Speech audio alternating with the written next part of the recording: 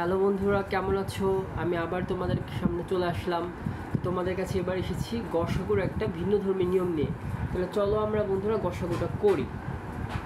তো দেখো, আমি প্রথমে গসাগুর প্রশ্নটা তুলব। সেটা হচ্ছে বন্ধুরা 18 a cube b to the power 4 c to the power 5। তারপর হচ্ছে বন্ধুরা 42 e to the power 4 c cube d to the power 4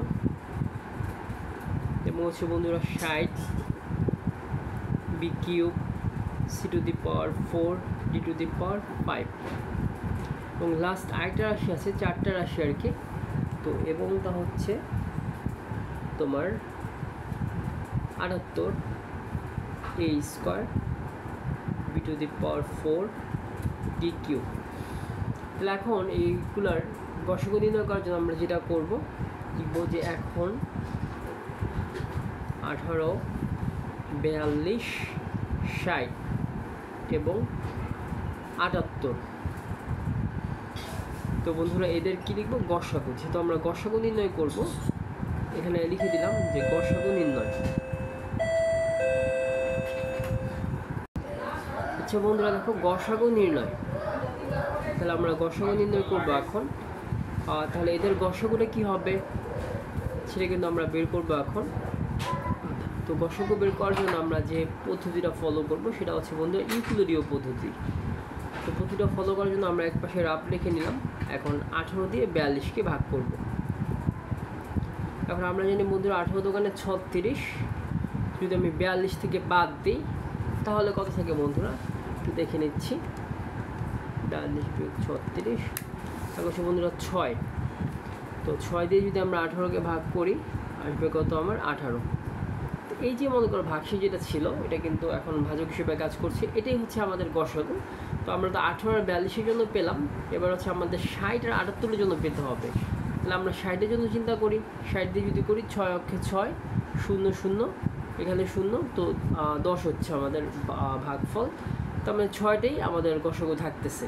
এখন লাস্ট হচ্ছে 6 দিয়ে 78কে ভাগ করার চেষ্টা করবো। যদি এটা দিয়ে আর কি যায় তাহলে 6টাই হয়ে যাবে আমাদের কাঙ্ক্ষিত গসাগু। 6 দিয়ে যদি করি তাহলে 6 অক্ষে 6, তো 6 পরে 7 1, এখানে 8 নামলো, 3 6 18। তার মানে এটাতেও কিন্তু আমাদের ভাগ চলে গেল। তার মানে 6টাই হচ্ছে আমাদের কি কাঙ্ক্ষিত গসাগু।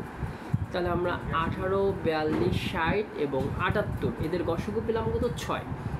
তো এবার বন্ধুরা আমরা যেটা করব, দেখো a square a to the power 4, তারপর হচ্ছে বন্ধুরা এখানে কিন্তু কোনো এর ফ্যাক্টর নাই, এখানে আছে 1 আর এখানে আছে a স্কোয়ার। তো বন্ধুরা এদের গসাগু কত হবে এটা কিন্তু আমাদের একটা ইন্টারেস্টিং বা জানার বিষয়। তো বন্ধুরা এদের গসাগু হবে 1, কারণ যেহেতু 1 নামে একটা পদ আছে এবং সেটা কিন্তু সর্বনিম্ন পদ। এটা কিন্তু a স্কোয়ারের সাথেও আছে, a4 এর সাথেও আছে, a to the power 4, a to the power 3 সাথেও আছে। এই কারণে 1টা হবে আমাদের এই রাশিগুলার সর্বোচ্চ উৎপাদক যেটা, বা গরিষ্ঠ উৎপাদক। তো তারপর আমরা b টু দি পাওয়ার 4 নিলাম এখান থেকে। এখানে আবার কিন্তু 1 আছে, b টু দি পাওয়ার 4 একেবারেই নাই। তো এখানে b টু দি পাওয়ার 3 ছিল তৃতীয় রাশিটাতে, এবং চতুর্থ রাশিটাতে b টু দি পাওয়ার 4 ছিল। তো এদের গসাগু বন্ধুরা কত হবে? এদের গসাগু কিন্তু বন্ধুরা হবে 1। বুঝতে পারছো বন্ধুরা? এটা হচ্ছে নতুন মানে নিয়ম অনুযায়ী আমরা কিন্তু আগাবো, নিয়ম ছাড়া আগানো যাবে না।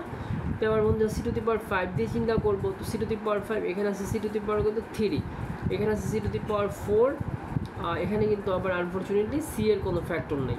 তাহলে লিখবো কি এবং 1। তো এদের গসাগু কত হবে বন্ধুরা? এদের গসাগু কিন্তু আমাদের হবে কত? 1। তো সবগুলোই কিন্তু 1 হয়ে গেল বন্ধুরা। তো c টু দি পাওয়ার 5 গেল, এখন এখানে 1 আছে, এখানে কিন্তু d টু দি পাওয়ার কি আছে? 4 আছে, এখানে আবার d টু দি পাওয়ার 5 আছে, আর এখানে কি d টু দি পাওয়ার 3 আছে। তাহলে এদের গসাগু কত হবে বন্ধুরা? এদের গসাগু কিন্তু আমাদের হবে কত বন্ধুরা? 1। তাহলে আমরা যদি রাশিগুলোর গসাগু নির্ণয় করতে চাই তাহলে কি আসবে বন্ধুরা? রাশিগুলোর গসাগু যেটা হবে সেটা হচ্ছে শুধুমাত্র যে ফ্যাক্টরটা 4টা রাশির মধ্যে কমন ছিল সেটা কিন্তু আসবে, আর সেটা শুধু কেবলমাত্র কিন্তু 6 বন্ধুরা।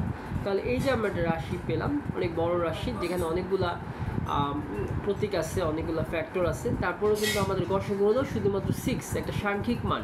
তো বন্ধুরা এটাই হচ্ছে গসাগু। নিগুড় তত্ত্ব বা নিগুড় রহস্য। তাহলে বন্ধুরা আজকে এই পর্যন্তই। আল্লাহ হাফেজ, টাটা।